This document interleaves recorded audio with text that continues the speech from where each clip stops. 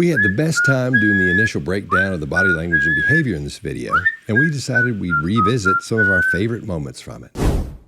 You know, this, like I said, this photo was sent to this person, so they were in possession of it, and we can't find any connection or reason why this photo would end up with this particular person if it wasn't shared by someone you may know or yourself. I agree, yeah.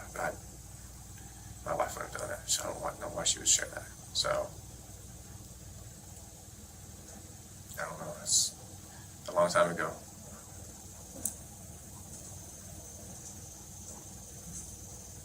My ex, it was a bad breakup with my ex, but she wouldn't have saved something like that either. So, I mean, I don't know who would have.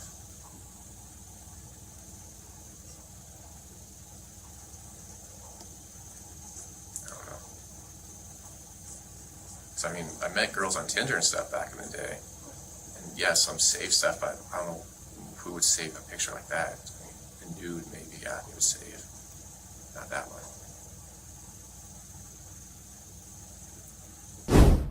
All right, Mark, what do you got?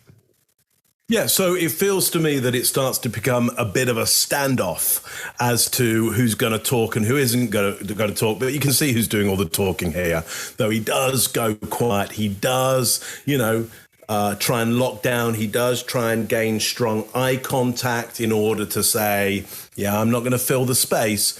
He ends up filling the space. And if you're in this kind of position in terms of being the questioner and you're trying to get information from people, just say nothing and just think to yourself, yeah, you'll break first. You'll talk first and just stay quiet, stay quiet, stay quiet.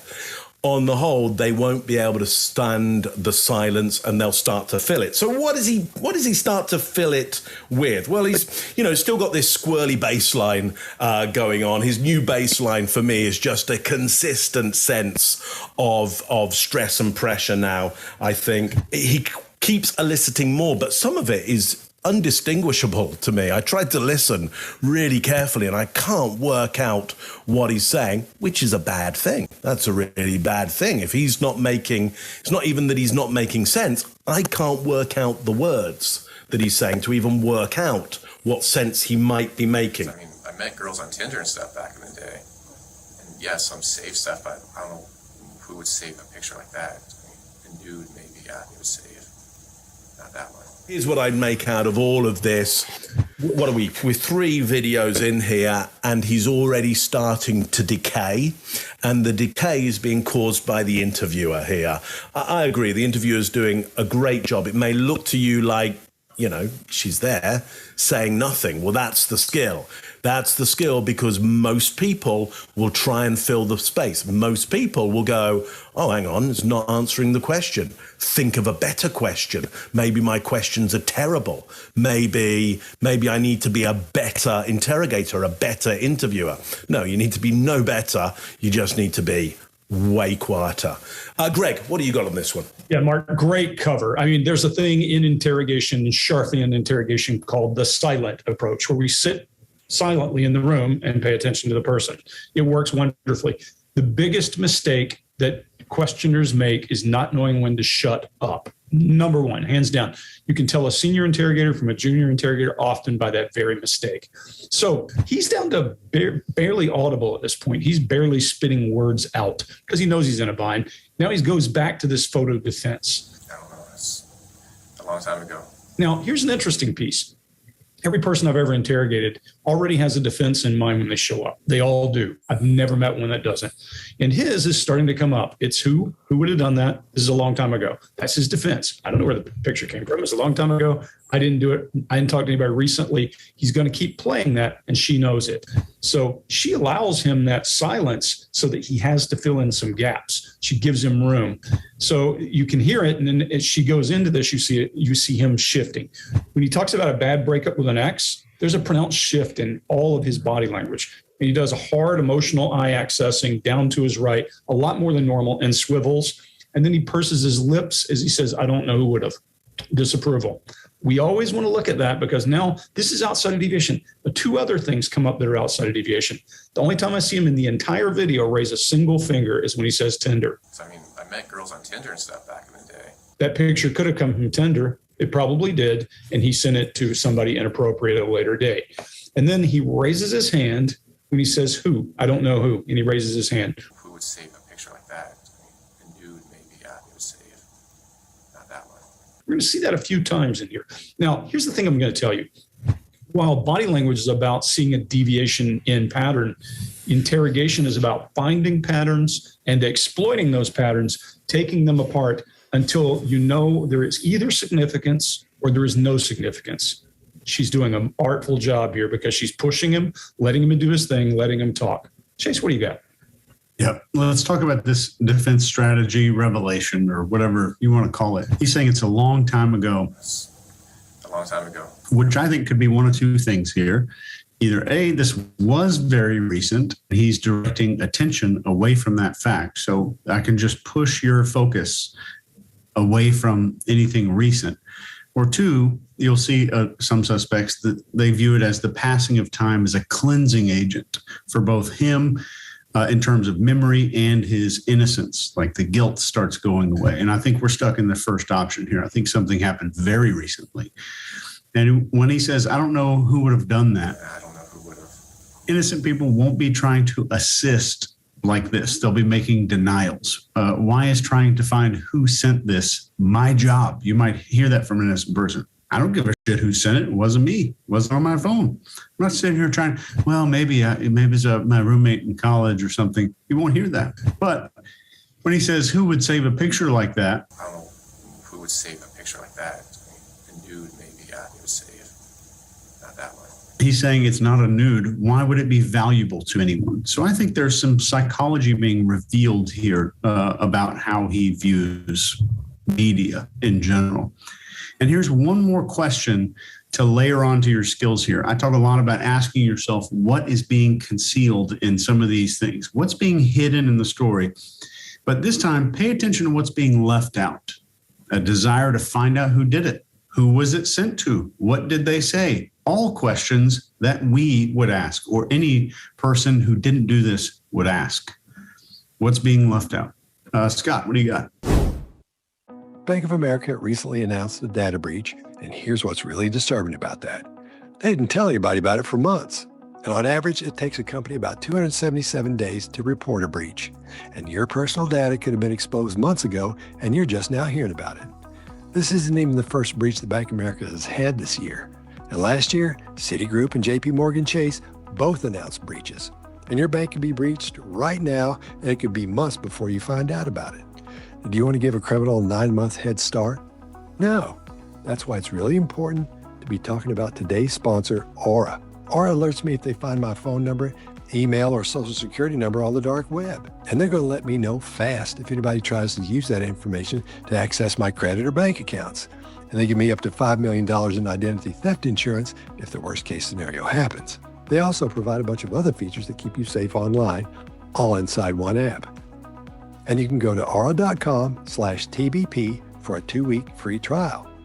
And that'll be enough time for Aura to find out if your personal data has been exposed. You'll learn about it long before any of these companies are forced to tell you about it. I highly recommend you do this right now, because the only thing most of these companies are going to do to help you is offer you free credit monitoring. Free credit monitoring after the fact.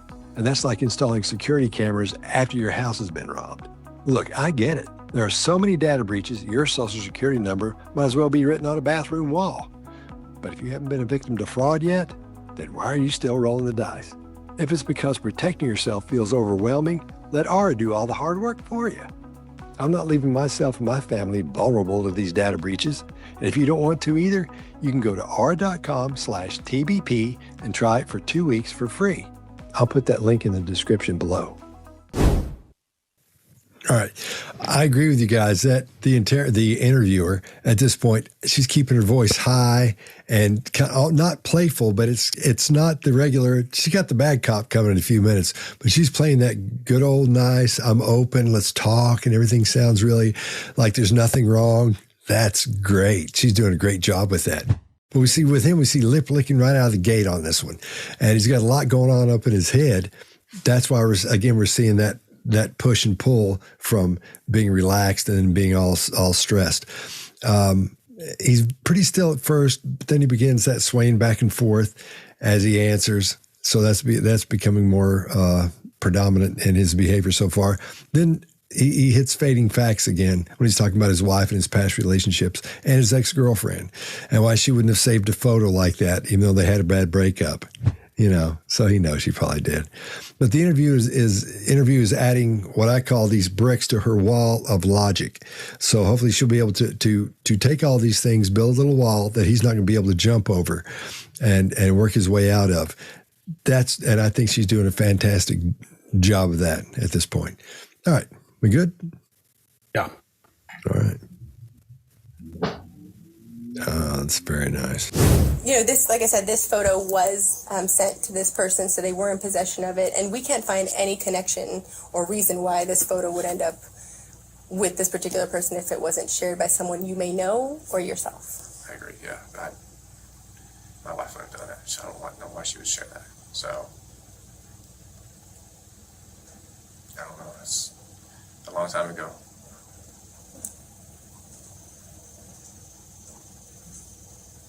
My ex, it was a bad breakup with my ex, but she wouldn't have saved something like that either.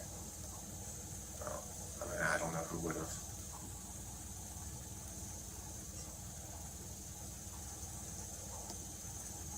I don't know. Because I met girls on Tinder and stuff back in the day. And yes, some saved stuff, but I don't know who would save a picture like that.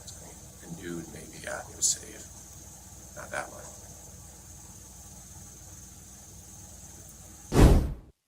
Russell, there's only one option. What other option is there? What's the option? Well, I don't think you want the cold-blooded psychopath option. I might be wrong. Okay, because don't get me wrong, I've met guys who actually kind of enjoyed the notoriety, got off on it, got off on having that label. Bernardo being one of them. I don't see that in you. If I saw that in you, I wouldn't be back in here talking to you, quite frankly.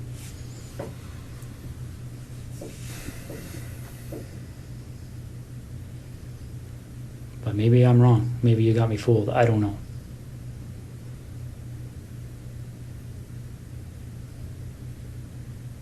This is over. And it can have a bad ending where Jessica's parents continue to wonder where her daughter's lying.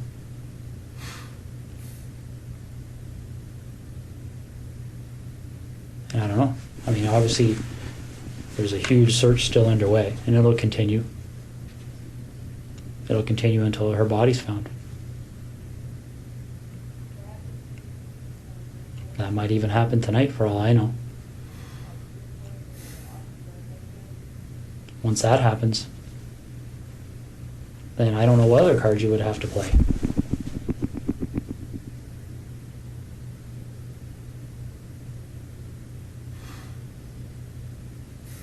What are we going to do?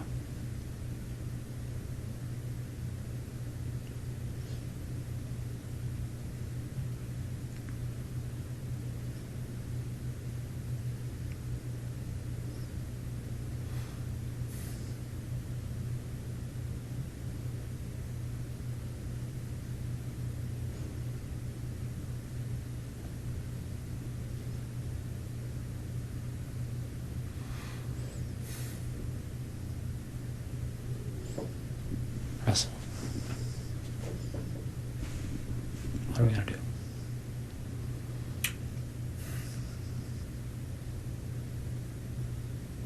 Call me Russ, please. Okay. What are we going to do, Russ?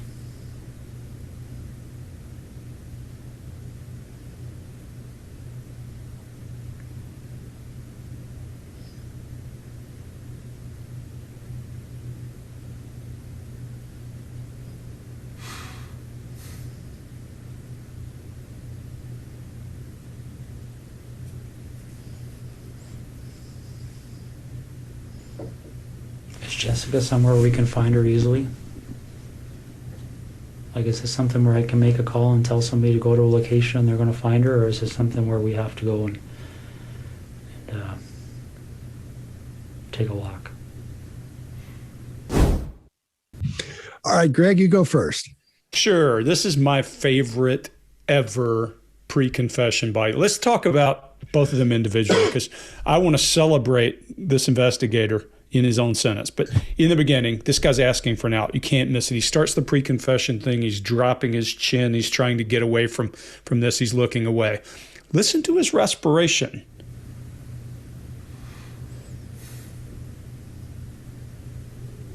He's going into a very emotional respiration rate, almost like he's about to cry. You can hear emotion starting to take over. Now, remember, I talk about cat brain, monkey brain, lizard brain. This guy's getting out of cat brain and heading back into lizard brain. He's getting to where he's just barely functioning, and he's rifling around inside his own head and running around in there like I said before, in his own brain case. So now he's given it out, and you see that emotion starting to take control of him. He starts to do some throat protecting, and then ultimately he puts his hand up this way and balls up. There's a very famous confession of a guy named Rex Krebs who killed Rachel Newhouse in California a few years ago. We need to show that video. It's beautiful, and it's exactly what he does. It takes longer than this guy does because the guy was not quite as good at closing in on him during interrogation. Now, this investigator runs an approach. Now, we talked about approaches before. He does pride and ego up. Well, I don't think you want the cold-blooded psychopath option. He's saying, look, I don't think you're a psychopath, but maybe you are. There's a pride and ego up, pride and ego down, both sides of it. There's an incentive. I'm trying to save you. I'm trying to give you this opportunity to look. I don't see that in you. If I saw that in you, I wouldn't be back in here talking to you, quite frankly.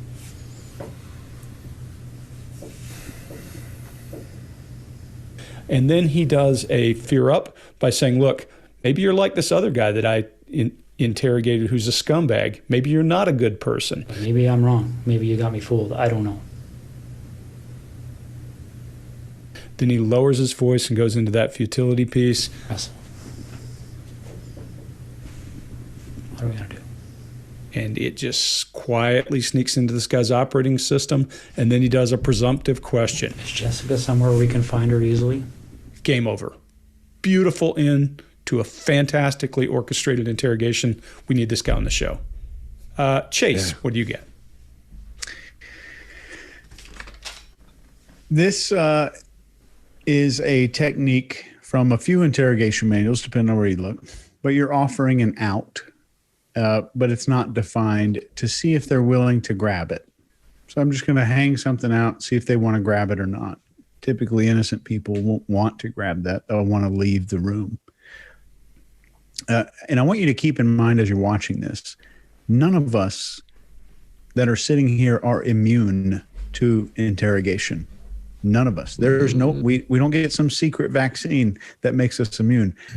In the emotional state that Williams is in right here, all of us would be similarly susceptible or suggestible to a lot of those techniques. They work on highly emotional people. And I want you to keep in mind, Williams' brain is hearing less than half of what is being said. Less than half. So when they say repetition is the key to interrogation, that's not because you're repeating it to brainwash a person. That's because you're repeating stuff they're not hearing at all in the first place. So he asked this alternative question, and I think it's being used here masterfully. You can either look like X or Y when people hear about this. Well, I don't think you want the cold-blooded psychopath option. I might be wrong. Okay, because don't get me wrong, I've met guys who actually kind of enjoyed the notoriety, got off on it. Got off on having that label. Bernardo being one of them. And depending on what course you take, there's 10 categories for why people confess. There's social preservation, justification, minimization, receiving benefits like a promise or a deal, trust, conscience, evidence, status, desire to confess, and finally force. And there's maybe some other ways, or you can pull out a thesaurus and grab 5 or 6 more. But that's a very common quote. If I thought you were the type of person to do blank, I would not have even come here at all. The reason I'm here is to figure out why this happens so we can both get ahead of this. And another common interrogation phrase I don't think you'll ever hear in an interrogation video is, I think the reason that you did this is the same reason that I wanted to come in here and talk to you. I think you are a genuine person. I think you did intend to do the right thing. And that's why I came in here. Scott, quit laughing.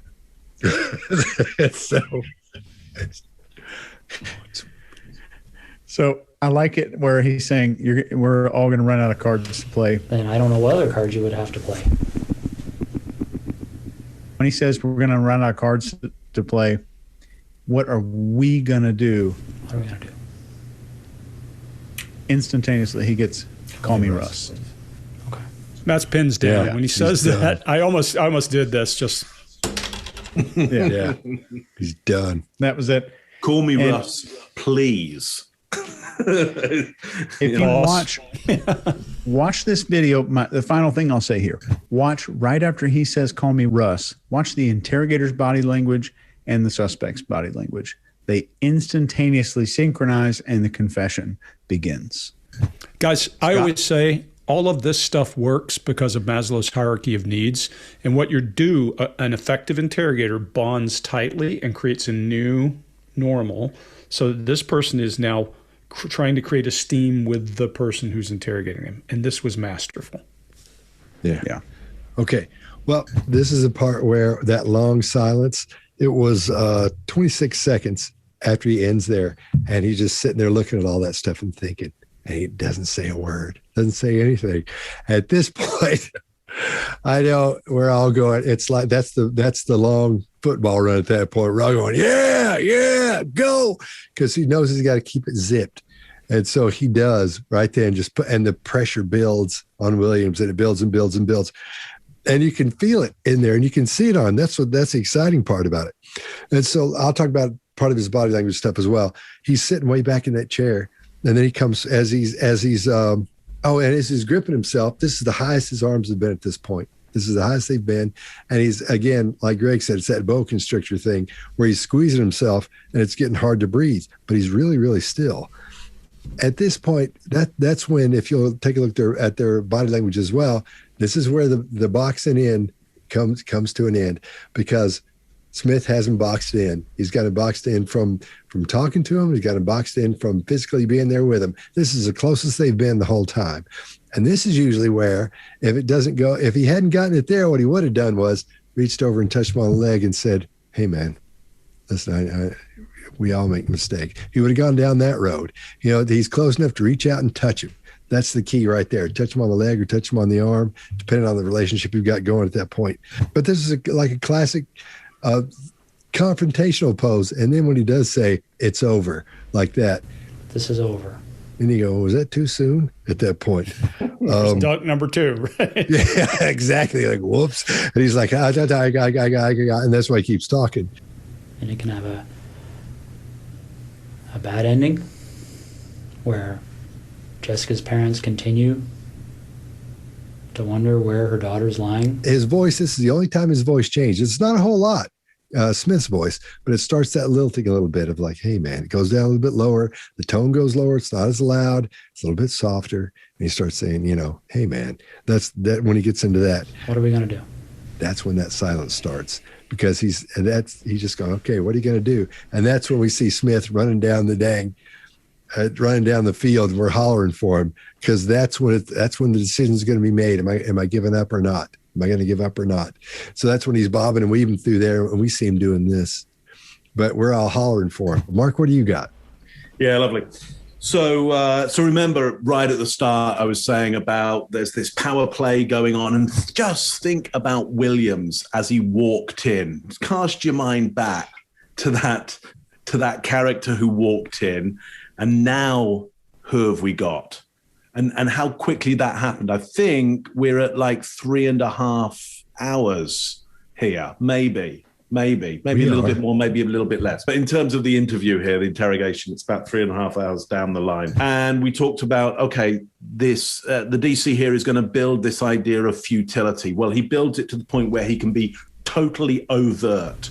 You know, there's only one option. What other option is there? What better sentence describes futility? You know, there is only one option. Yeah.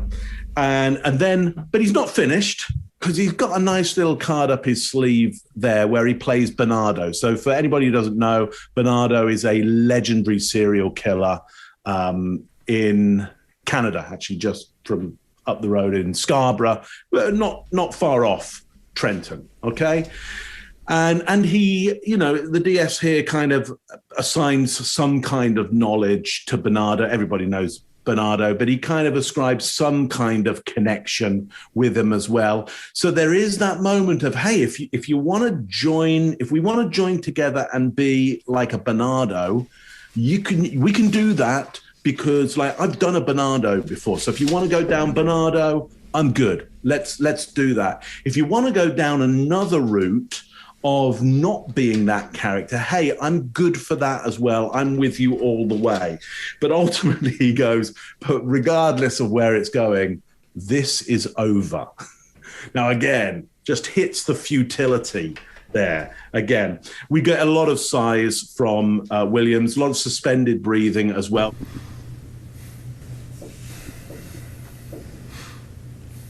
So I don't think his breathing quite knows what to do at this point. I don't think his mind quite knows where to go on this. And so we get that silence, and we get, hey, what are we going to do? And he's got nothing. He's got nothing, which again causes us to understand that he's now open to any offer. Now, if he'd have gone down the route of, what do I want to do? I want a lawyer now. That would be a whole different thing. But he hasn't even got that. So he can lay down the idea of, look, where are the bodies? It leads into, let's get a map. You know, we're going to walk around, you're going to point to it on the map. But you can watch more of this yourselves and see where this leads. But ultimately what we're saying here is it's at this point where it is over for him, because he's been boxed in, the lid is down, it's futile, and he's now not in control of this at all. And what a brilliant image of who you had walking in, smiling at the camera at the start, and who you have right now. All credibility there to DS Jim Smith. I know you're in the area, so it'd be lovely to say hi at some point. So our door, our virtual door, is open to you anytime, and my actual door is open to you. We're big fans. Yeah. That's what I got for you. Yeah, too excited. Russell, you know, there's only one option. What other option is there? What's the option? Well, I don't think you want the cold-blooded psychopath option. I might be wrong. Okay, because don't get me wrong, I've met guys who actually kind of enjoyed the notoriety, got off on it, got off on having that label. Bernardo being one of them. I don't see that in you. If I saw that in you, I wouldn't be back in here talking to you, quite frankly.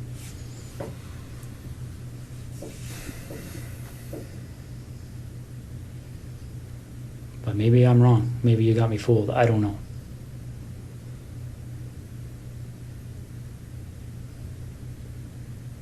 This is over.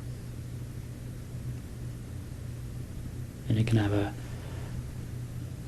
bad ending, where Jessica's parents continue to wonder where her daughter's lying.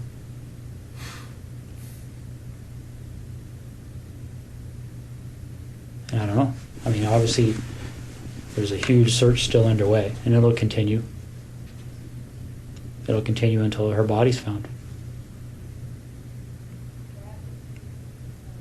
That might even happen tonight, for all I know. Once that happens, then I don't know what other cards you would have to play.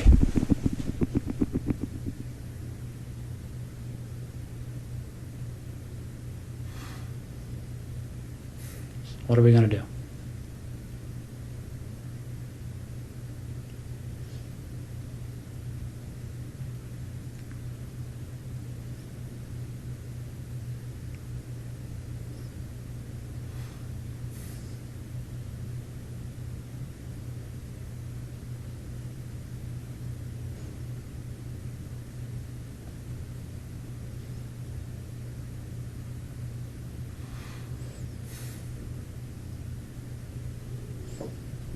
Russell. What are we going to do?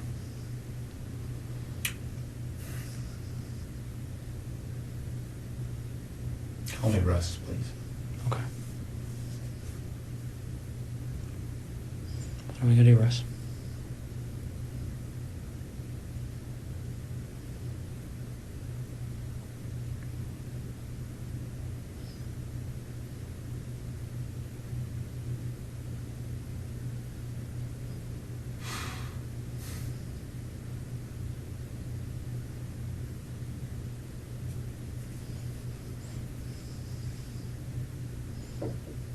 Is Jessica somewhere we can find her easily? Like, is this something where I can make a call and tell somebody to go to a location and they're going to find her, or is this something where we have to go and take a walk? No. Well, sometimes you gotta wonder if somebody has to tell you first. Like if you know something I don't. What reason y'all are asking, I see what you're saying. Yeah, Okay. that's kind of the way you have to look at it sometimes. Not all the time, but sometimes. That's why, when Detective Chamberlain came in here, he wanted to talk to you about if you had what you had done today, if you had seen something happen or witnessed something happen, or like you said, something happened today. It's something really bad. And if you witnessed it, then it's something we need to talk about. Because people witnessed you. So, but I want to give you the chance to talk. You know what I mean? Like, I'd rather hear your side of the story versus anything else. To me, everybody deserves that, right? Especially, you're a good guy. You're a good person. So, I don't know. I feel like everybody should have that chance to show their side, especially if something bad happened. I would want somebody to give me that chance. I just want to know what brought you to this point. I mean, I worked with you. So, you helped me, had my back in a situation. So, it would be nice to understand from you, but from your viewpoint, why you would be here, what happened, or did you see something happen, or were you put in a situation? Kind of walk me through it. But that's your choice, right? Everybody has a choice. You have to be the one willing to put it out there. I don't know. I feel like you've done this profession long enough. You know how things go. You're a good guy. You're not a drug dealer. Not a child molester.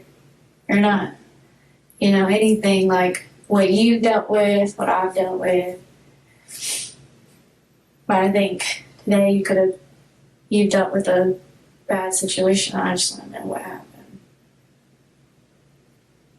I'm sure a lot of people are going to want to know, want answers, especially your family. I would. No, I do. I want to help you. That's the bad part. I want to help you and figure it out. All I can do is sit here and say, well, listen, and work it out with you. Figure it out together. But You have to be willing to talk to me about it. I'm a pretty real person. Pretty straightforward. Nice to me. I just that. I know it's uncomfortable. I know it's uncomfortable and nerve-wracking sitting in a room by yourself with people that you've worked with in the past, knowing the situation. But like I said, I wasn't there. You're the only one who can kind of fill in the blanks at this point. Am I right?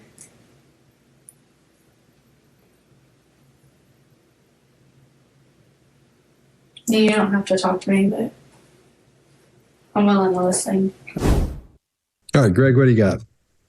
Yeah, this is a good one because she's back to that childlike leg swing and she's doing up talk at the end. And when she says, well, sometimes you got to wonder if somebody has to tell you first. She's reinforcing his fight or flight's up. You can hear his breathing if you listen to this, which I think is phenomenal, but it's deeper than respiration that's here. Often we see people starting to move into that kinesthetic we were talking about earlier. We'll hear heavier breathing. You'll see it there. She's starting this peony up where she's talking about him as a father figure and all of that. Want answers, especially your family. I would. No, I do. I want to help you. That's the bad part. I want to help you figure it out. And then futility. All interrogations end in one approach, and that's futility. It is the single hardest approach to teach because people that are trying to understand futility will often say resistance is futile, like there's something off Star Trek. I used to put a red mark on anybody I was teaching when they would say those words. I'd say, back out. Now go back and go through the whole channel again because it's just not there. What she's doing is what we typically do in these interrogations when we get to that point is we take logic and feelings and we drive a person into a point where their logic and their feelings are at war. And then we simply tell them, there's no way you're going to get out of this. How you feel is not going to have any effect on the facts. And you drive them to a point. Once you get them in their brain case and they're working in there, then you give them silence and allow them just to. If she does one thing poorly, it's silence. She needs to do a better job of silence than she is doing here. Her conversation, however, is moving him into the right space to go into pre-confession. And if you don't believe that, look at that right eye accessing downright that we associate with emotion and a quick snap of his head to try to come out of it because he's keenly aware what's happening. He's starting to feel it. She does say something I would not say here, and that's to remind him that other people are looking at him. I'm sure a lot of people are going to want to know. Because what happens when we're doing this, we want to move to close. I want to lean over. I want to put my hand on you. When you start to soften, I want you to feel like it's just the two of us. Nobody else in the world knows about this. And one of our favorite people says, no one confesses in a crowd. And that's Dr. Phil. I think he's dead on. When you put other people in the room, the theater for one goes out the window and you lose that opportunity. And I think she has to recover from that. Chase, what do you got? There's some dissociation going on here. She uses a tactic of dissociation. The matter of fact, I'm going to break down from a pro level looking down at this interrogation, everything she's saying and doing and what that technique is called, just so you can maybe look these up if interrogation is something that's fascinating or interesting to you.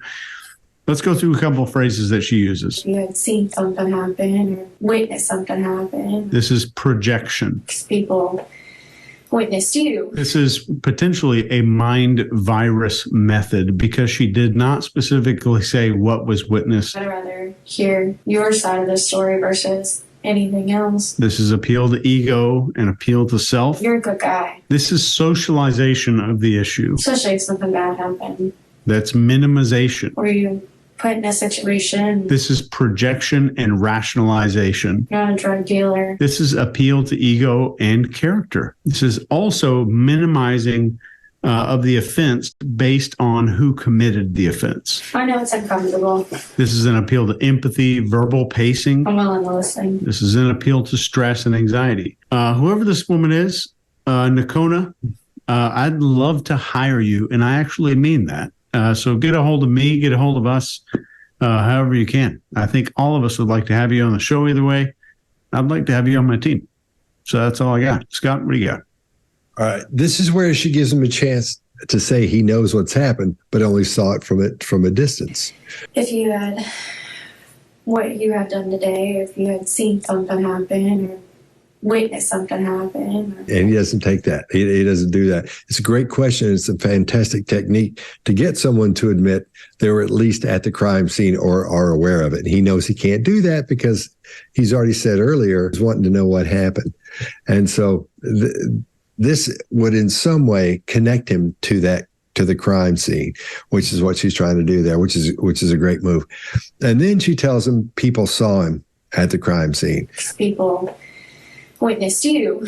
And this presses him to at least say he saw something, but didn't do it, didn't have anything to do with it. But he doesn't go that road either. Doesn't take that either. And then she tells him he's a good person. You're a good guy. And quite often, as an interrogator, you'll tell the person what a great person they are. You know they are, and they're in your heart of hearts. You know they're a good person because you recognize that. You've seen it 1,000 times. I don't mean to laugh at that, but you tell them you've seen that. You know what it looks like, and they're a great person, and that you're there to help them. And so she says, "I want to help you because you helped me. You helped me. Yeah, I want to help you and figure it out. And that's what I want to do. We can go through and do this. We can do this together, in other words." So I think she's doing all the things she should be doing, but he's still trying that thing where I don't know what's happening, although he hasn't said, "Why am I here? What's going on? Why don't y'all tell, am I under arrest?" I don't think so, because I think I'd know that. And he doesn't go down that road. He's not been angry once.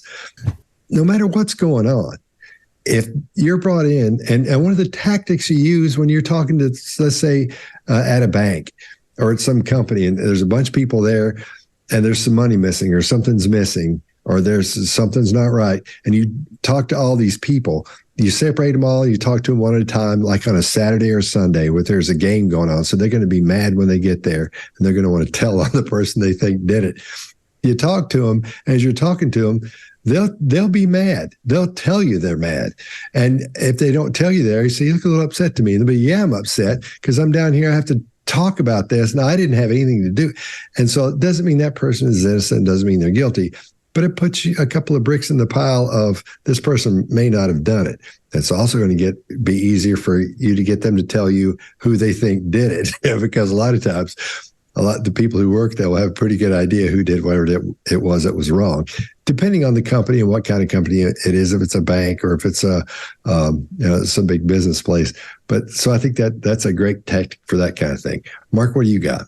Yeah, so it's brilliant what she's doing here. She's delivering the archetype of the child, because she's going to associate that child with a child that he knows later on. So I think you were right up the start, Scott, is whether she knows it or not, she's going to go down this avenue of associating with the daughter via the archetype of the child. Why is it the archetype of the child? Well, it's that movement. Children don't fit anything. They don't fit environments unless that environment has been absolutely made for them. And children move all the time. Adolescents don't. Once they move from child to adolescent, they start to moderate how their bodies move. But children, they just move if they're not moving, they're asleep, essentially. So they move all the time, and they don't fit anything of the environment, because adults have made the environment for adults. And that's what we've got there. A leg that's moving all the time and doesn't fit the chair. And, whether this is unconscious or conscious to her, I think the ploy is that he's going to make an association with that child, because that's the nature of archetypes. We all know them. You've been a child, you know children. If you don't, you haven't been alive. You're not a human being. You're not watching this right now, if that's not true of you. The other thing I love that she's doing is giving him this idea of, you saw something, you were put in a situation. Did you see something happen? Or you put in a situation? Allowing him to get closer to the crime, just giving him the offer of being able to put himself just that little bit closer. Because if he says something there, she can then unwind that. He doesn't take the offer, but it's a good offer. She also gives him something to move away from. You're not a drug dealer. I'm a child molester. So she's putting up little nudges and attractors there because it's a complex situation. And in complex situations, you just want to give people little nudges or little attractors. So she's attracting him to, you saw something, you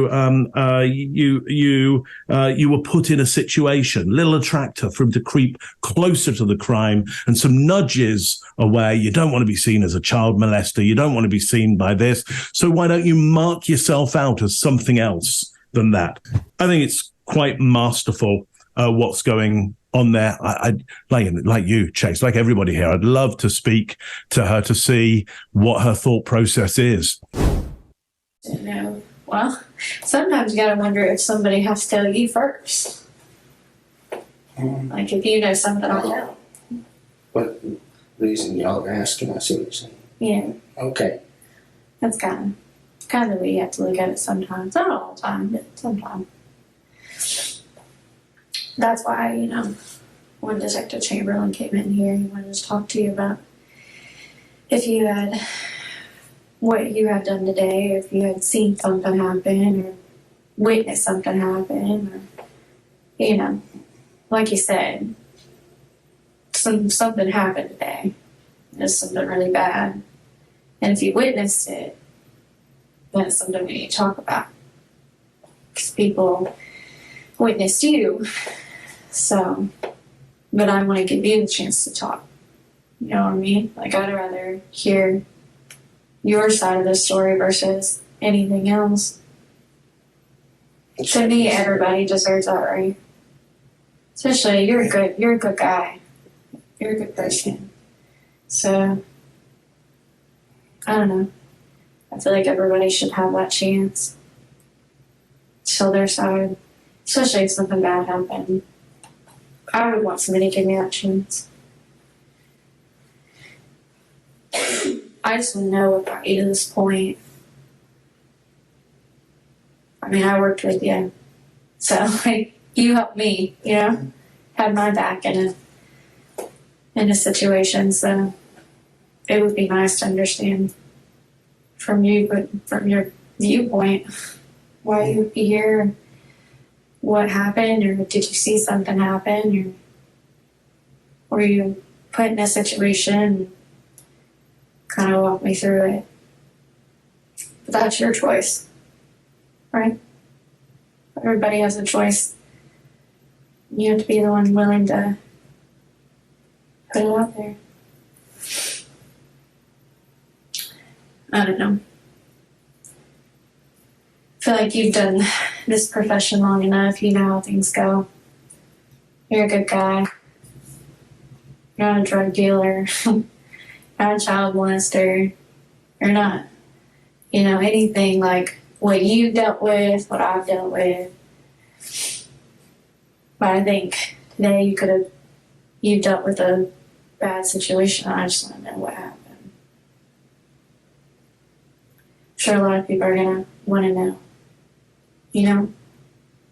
Want answers, especially your family. I would. No, I do. I want to help you. That's the bad part. I want to help you and figure it out. All I can do is sit here and say, well, listen, and work it out with you. Figure it out together. But you have to be willing to talk to me about it. I'm a pretty real person. Pretty straightforward. I just that. I know it's uncomfortable. And nerve-wracking sitting in a room by yourself with people that you've worked with in the past, knowing the situation. But like I said, I wasn't there. You're the only one who can kind of fill in the blanks at this point. Am I right?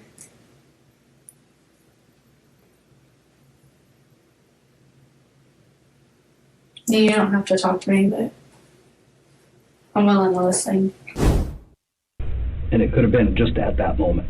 But you know the speed of technology today. You're a smart man, right? And it's like the speed of technology is amazing. Mm-hmm. And But I was not looking at it when it happened. I won't say that I was. No.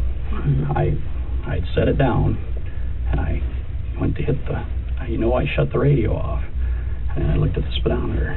Mm-hmm. So is it maybe when all that was going on that the impact happened? Well, that's the best message that I can remember. Boom. Mm-hmm. Yeah, and it could be instantaneous. Right. And we get that. Right. We get that. It could be instantaneous, and like you said the last time. Right. Wham! There it is. Mm-hmm. And as you're putting it down, it could be wham! There it is. Mm-hmm. Well, I set it down. I remember sitting it down. I pretty confident. I shut the radio off, and then wham! Looked at the speedometer. This was the best I remember. And then wham. I was not looking at my phone. I know it's the law, and I was not looking at it at the time it happened. No. Mark, what do you got? Yeah. So they're crushing time on him. They're just pushing it and pushing and pushing it, so these events will become simultaneous on him. I would say, and Greg, my hope is you'll talk a little bit more about that. Look, he's completely lost buoyancy now. The shoulders are down, the chest is down, the breathing is down. He is deflated, and I would say he's beaten right now. I want you to go back and look at the videos earlier, because he was way more buoyant. Even when he was braced for that fairground ride of death, he was more upbeat, he was more optimistic. I think he's totally defeated at this point, and he's starting to dissemble mentally. You're going to start to see this little head movement that we're going to see build and build and build as it goes up, this little kind of shaking head that goes on, and as he starts to create sentences that aren't kind of quite there. I set it down, and I went to hit the, I shut the radio off, and I looked at the speedometer. Mm-hmm. And really him talking to himself in many ways. Do you get the sense that he's almost entering his own world? So he's almost starting to detach from what's happening around him. Now, I think in the next few videos, he kind of brings himself out a little bit from that, but he's started down quite a tunnel here. Greg, what do you got on this one? Yeah, so Mark, I loved in the last thing you were talking about them compressing time, and you showed again, because this is a beautiful example of someone eliminating the world except for the moment this whole thing occurred. So now what it allows him to do is to say, yeah, at that moment I didn't have the phone in my hand, but I may have had it earlier. So this is another incremental opportunity. The really interesting piece is what they do is they blot out all other moments, so that all he says is, at the time this happened, I didn't have that phone in my hand. That's a beautiful piece of interrogation. And he does it through a couple of things. So we talk about interrogation. There are things called approaches we use, and those are psychological ploys and how we get a person to start to talk. What he's using is we know all and futility. Look, we know that you had this phone in your hand. We could see that instantaneous signal. And why are you wasting our time? A little bit more nuanced than that, but those are the two tools he's using in orchestration, and those are beautiful. And Mark, I agree. You see, he's shrinking. He's becoming a little turtle, getting to be smaller and smaller. He pulls up his mantra. The other interesting thing is, if I had the phone in my hand up until I hit him and I didn't have it when I hit him, that might come up in a minute if we find out that you should have known there was a man that you hit because you were looking. Well, if you had the phone in your hand, you might not have noticed. But if you just put the phone down, now I've got something else to use against you. So I think we're getting to that. Then he goes back to that mantra and he tries, but he can't even get the whole mantra out. It's starting to fall apart. Instead of saying, I put the phone down, I turn down the radio and look at the speedometer, there's pieces of it missing and they're coming out of order. Well, I set it down. I remember sitting it down. I pretty confident I shut the radio off, and then looked at the speedometer. This was the best I remember, and then wham. So you can tell that his thinking brain is not working. He's responding. He's dealing with what they're doing. Then this guy does. Oh, my other thing is, he said, I won't say that. I was not looking at it when it happened. I won't say that I was. No. Didn't say I didn't do it. Says I won't say that. So he's saying, I'm not going to confess to this. I'm not going to admit. And then he does this weird thing where he says that's the best message I can remember. Boom. That's the best message that I can remember. Boom. That's a weird sentence, probably back to what you said, Chase, earlier. Brilliant, this whole memory thing. Memory is his defense, and there he goes. And then this guy does something that I didn't expect him to do. He throws out a word to him when he says instantaneous, and the guy goes right. He feels like he's throwing him a bone, and he runs with it. Yeah, and it could be instantaneous. Right. And we get that. Right. We get that. I mean, it could be instantaneous, and like you said the last time. Right. Wham, there it is. And then he does a lip compression. They got this guy on the ropes. There you go. Chase, what do you got? Yeah, I agree with you on that. I won't say that I was. Nope. And he says, nope. I won't say that I was. No. I think that was some advice he probably got from somebody. Do not say that you were doing X, Y, and Z. Because we see right after that fear, we see fidgeting, and we see bodily artery protection. And the speedometer is even lower now. The speedometer is lowering even more. But his head shaking, him shaking his head no, is at an all-time high in this. And this behavior is super common when a denial is ready and when a story is prepared, and that story includes denials. So a lot of people don't include the denials in a lot of their stories. They'll plan out where they were. Here's the alibi. Here's what I was doing. They don't plan them out. I think denials were included in this. If you're seeing somebody start doing this normally in a conversation, ask them a few questions about the make and model of the car to get them nodding again, and then start pressing again. You do not want this to become a comfortable behavior for anybody. You get them nodding and then go right back. But this looking at the phone part seems to be the main theme of this entire story. I was not looking at it when it happened. Which might make you look even more guilty if you were a person in this situation. But this tells us two things. Either one, he's ensuring the distracted driving law isn't violated. He didn't violate some distraction driving law. Or two, he thinks his story is about the rest of the crime is rock solid. He has to think if he's hinging everything on the phone, he must assume at this point the rest of the story is rock solid, and he's protected on everything else except for which law it is and whether or not he was looking at his phone. That's all I got. He couldn't remember, could you? I did that last time. All right, Greg, I think what he's talking about when he says that's the best message that I can remember, I think that's because one of his attorneys he talked to said, dude, here's the message you need to get. That's the message you need to harp on. That's where you need to squat on the message of it. I think he's just repeating stuff. And going back to Mark's point, he's falling apart. He started falling apart a long time ago, but now we don't see him falling apart on the inside. It's like a Lego thing falling apart on the inside. And you're right, Chase. A lot of this stuff is that psychological thing of being pushed as he's pushing toward him, and stuff's just squirting out. He's just saying stuff as he's trying to protect himself with his mantra. And this is where they're tightening the noose on him too. So this is what makes it even more exciting from an interrogator's point of view, because it's so calm and they're so like, hey man. But that's again going back to everybody thinks that you're hollering. There's a bunch of stuff going on. But it's not. It's just really it's this really kind of, hey, man, you made a mistake. You have made a mistake here. I make mistakes all the time. They're doing such a great job of it. And when he gets cornered, that's when he keeps repeating that same thing over and over again. I'd set it down, and I went to hit I shut the radio off. And I looked at the speedometer. But as many times as he says he wasn't on the phone, he's saying I was looking at the phone and then I put it down. So he's already broken the law, but then he says, I know the law. I know it's the law, and I was not looking at it at the time it happened. No. After he goes through that whole little song and dance about not doing anything, he says he knows the law, but he's already said he's broken the law. So he's kind of they've got him on this. They've done the job. They're there. I think they should go in a little bit sooner than they go in. Maybe they're waiting for him to say, okay, I guess they wait for him to give up. There's not much more he can do, So they got him squished in there, I think. And it could have been just at that moment. But you know the speed of technology today. You're a smart man. Right. And it's like the speed of technology is amazing. Mm-hmm. And I was not looking at it when it happened. I won't say that I was. No.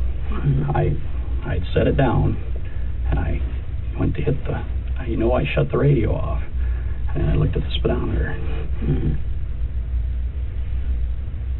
So is it maybe when all that was going on that the impact happened? Well, that's the best message that I can remember. Boom. Mm-hmm. Yeah, and it could be instantaneous. Right. And we get that. Right. We get that. It could be instantaneous, and like you said the last time. Right. Wham! There it is. Mm-hmm. And as you're putting it down, it could be wham! There it is. Mm-hmm. Well, I set it down. I remember sitting it down. I pretty confident I shut the radio off, and then looked at the speedometer. This was the best I remember. And then wham. I was not looking at my phone. I know it's the law, and I was not looking at it at the time it happened. No. All right. Well, this is another good one, fellas, and we'll see you next time. Yep.